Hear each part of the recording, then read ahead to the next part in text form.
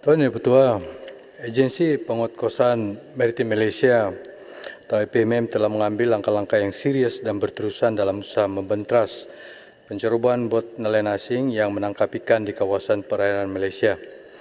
Berdasarkan rekod APMM, sebanyak 1,600 buah bot nelayan asing telah berjaya ditahan oleh pihak APMM sejak tahun 2006. Jumlah tertinggi bot nelayan asing yang ditahan adalah dari negara Vietnam, iaitu sebanyak 1,057 buah bot yang merangkumi 66% dari jumlah keseluruhan tangkapan bot nelayan asing yang direkodkan.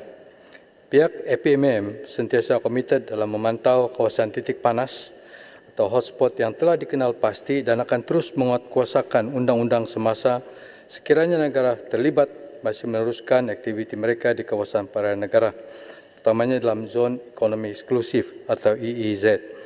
Pelbagai usaha dan langkah telah dilaksanakan oleh APMM bagi memastikan perairan negara bebas dari pencerobohan bot nelayan asing seperti berikut.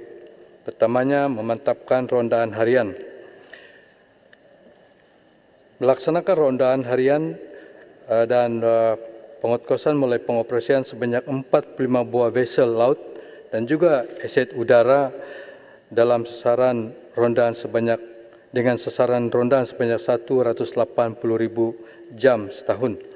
Ini adalah untuk memastikan keselamatan dan kedaulatan zon maritim Malaysia sentiasa terjamin dan terpelihara dari sebarang pencerobohan bot nelayan asing yang giat mencuri hasil laut di kawasan perairan negara.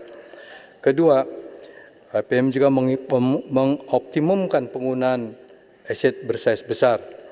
Pengoperasian dua buah kapal kelas OPV, yaitu KM Pekan dan KM Arau, di perairan laut dalam hingga 200 batu nautika atau 370.4 km telah dioptimumkan karena kemampuannya untuk berlayar dalam tempoh yang lama, khususnya di perairan Laut Cina Selatan.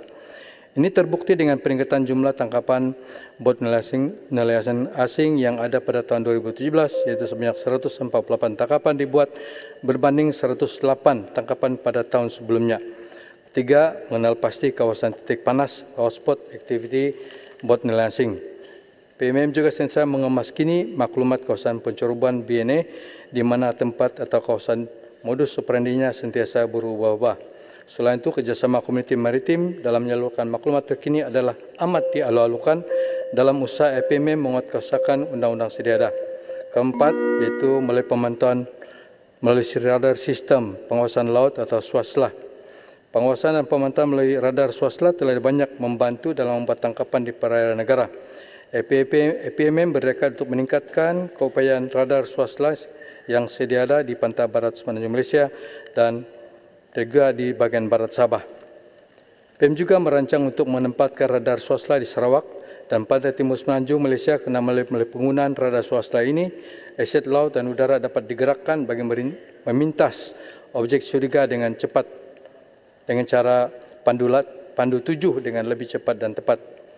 Seterusnya, kelima, melalui pelaksanaan program Sahabat Maritim. Program Mesra Rakyat Maritim bersama Persatuan Nelayan serta Komiti Selain dari Nelayan pihak swasta yang dianjurkan oleh melibatkan isu-isu keselamatan dan pelanggaran undang-undang yang perlu dititikberatkan semasa berada di laut. Program ini juga berperan untuk menggalakkan Komite Maritim sebagai mata dan telinga kepada agensi dalam menyalurkan maklumat yang sahih agar dapat membantu APMM melaksanakan tugas. Samping itu, keenam, ada juga operasi bersepadu yang melibatkan antara APMM, polis, pihak agensi lain di bawah KDN.